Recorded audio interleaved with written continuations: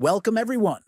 Today I'm going to show you how to enable vibration for notifications in your Messages app. This feature helps you know instantly when you receive a new message without relying on sound. By the end of this video, you'll be able to set your phone to vibrate every time a message arrives.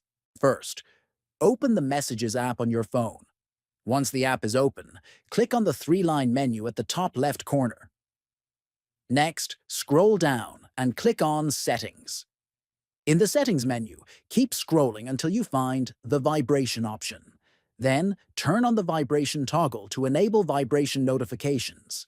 You can also test it by sending yourself a message to make sure it's working properly.